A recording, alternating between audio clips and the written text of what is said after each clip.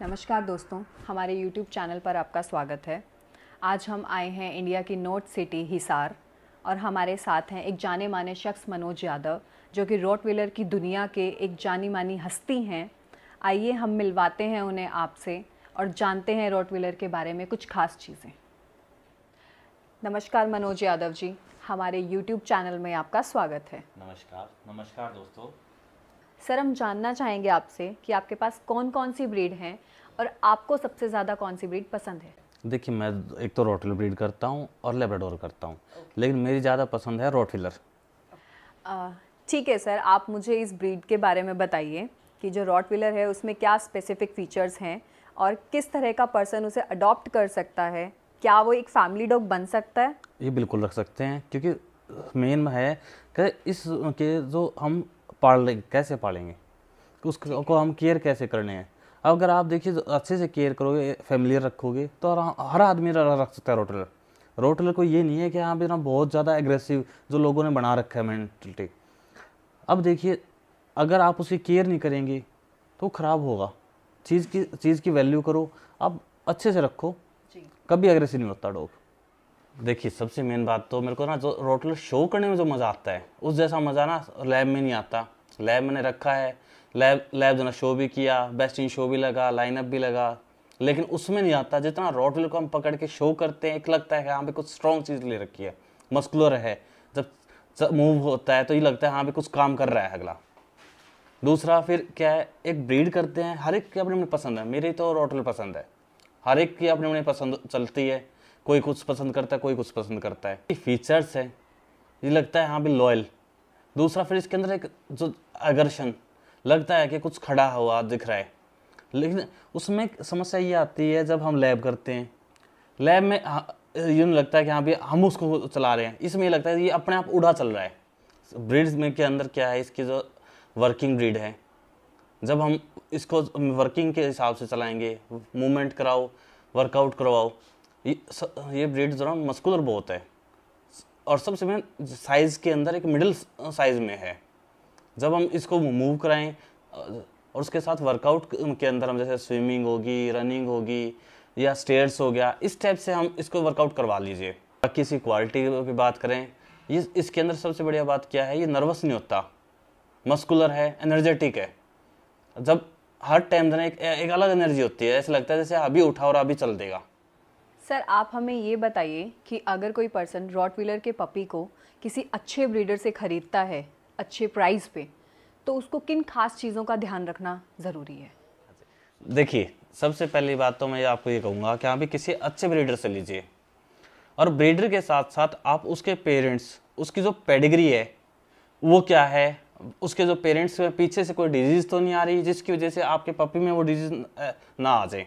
फिर दूसरा, उसके साथ एक चीज़ और देखिए, कहते एक अच्छे रेपुटेटिव कैनल से लेते हैं आप, वो हमेशा ही आपको एक बेस्ट चीज़ प्रोवाइड कराने की कोशिश करता है। ये नहीं कहता है उसको सिर्फ ट्रेडिंग नहीं करनी, वो अपना ब्रांड, अपना नाम के हिसाब से पप्पी देगा आपको। सर, अगर हम ब्रीड्स के स्टैंडर्ड की बात करें तो आप अपनी ब्रीडिंग के स्टैंडर्ड को किस लेवल पे देखते हैं? कैरियर के बारे में बताइए, कुछ अचीवमेंट्स के बारे में हम जानना चाहेंगे। मैं ये सोचता हूँ कि किसी को अच्छा बच्चा दूँ, आगे जाके शो हो के जीते वो और उसका नाम हो। और आप थोड़ी बहुत ये है जो मेरे प्रयास रहे हैं, जो मैंने मेहनत की है, वो थोड़े बहुत जो आपने देखा ही, पीछे शील्डें लगा रखी हैं। अचीवमेंट की बात करते हैं, अचीवमेंट में देखिए कुछ 2008 से लगा था। शुरू में क्या है, एज ए पेट रखना शुरू किया था मैंने। उसके बाद मैंने शो करना स्टार्ट कर दिया। शो करना स्टार्ट किया, विनिंग्स भी हुई, जीता भी, और फिर बहुत सी चीज़ें खोई भी हैं, बहुत सी चीज़ें पाई भी हैं। काम करते रहे और अब तक चलते जा रहे हैं। ये कुछ एक मेरी विनिंग्स हैं जो पीछे रखी हैं। बाकी और अचीवमेंट्स के बारे में मैं अपने मुँह से क्या कहूँ। सर, हमने आपके चैनल में बहुत सारे डॉग्स देखे हैं, लेकिन हम ये जानना चाहते हैं कुछ एक दो डॉग्स के बारे में जो आपके दिल के बहुत करीब हों, जो आपको बहुत पसंद हो। देखिए, वैसे तो सभी डॉग मेरे को पसंद है, लेकिन अभी जो मेरे चैनल के अंदर है, मेरे पास 2 डॉग हैं। एक लेब्राडोर है, वो जनरल इंडियन चैम्पियन है, लाइनअप लगा हुआ है, बेस्ट इन शो लगा हुआ है। फिर और जब एक नंबर पे हम अगर पसंद कर रहे हैं आज की तारीख में, हाँ जी, मतलब क्यों पसंद, रॉटविलर है तो रॉटविलर होगा। रोट व्हीलर का है मेरे पास मेल, एंड रोसे उनगो रोट, मल्टी मल्टी चैम्पियन है ये। इसकी विनिंग्स इंडिया के मोस्ट विनिंग डॉग्स में आती है। दूसरा प्लस में इसकी जो प्रोड्यूसिंग है, प्रोड्यूसिंग के अंदर भी टॉप है, ये टॉप प्रोड्यूसर के में काउंट आता है इसका। ये आज तक ये लगा लो इंडिया के अंदर आया है सबसे अच्छे उस लेवल पे। तो ये जना सर्बिया से इंपोर्ट है, वहाँ से जूनियर सर्बियन चैम्पियन रहा है और इंडिया के अंदर ग्रैंड चैम्पियन है। इसने ये काफ़ी उसमें बेस्ट इन शो भी लगा है। मतलब ये लगाओ कि हर अच्छे ब्रीडर की पहली पसंद है। अब इसके अलावा इसकी सबसे बढ़िया बात क्या है, मूवमेंट।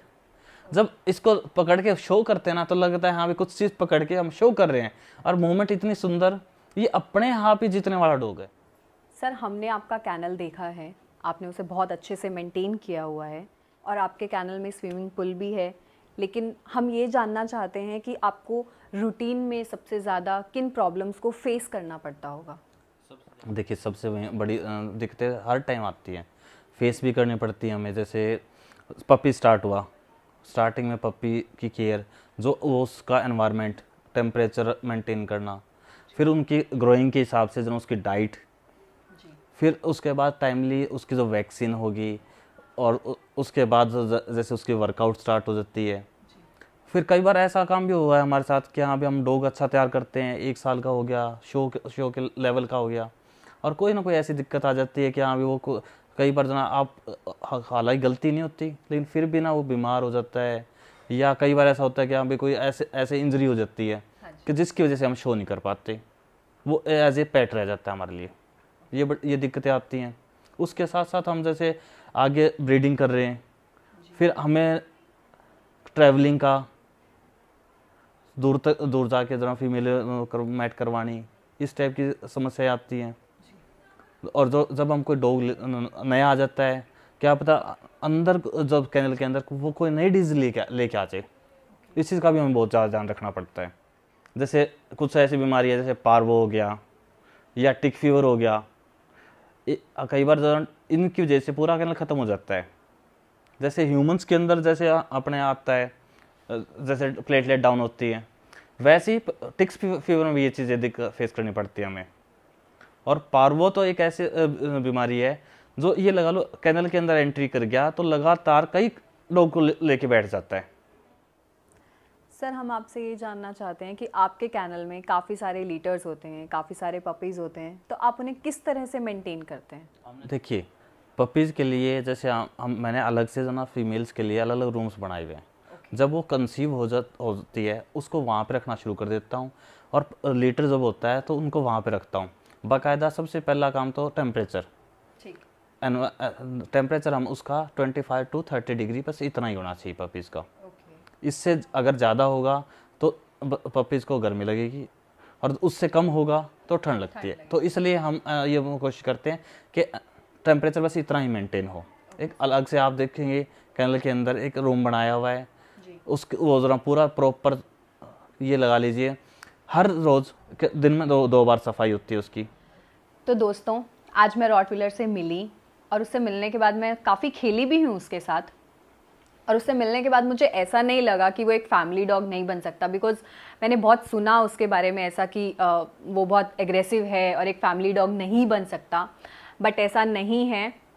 मेरी वो थिंकिंग चेंज हो चुकी है, और आप लोग भी अगर उसे परचेज़ करते हैं तो ईजीली परचेज़ कर सकते हैं, ऐसा कोई प्रॉब्लम नहीं आएगा।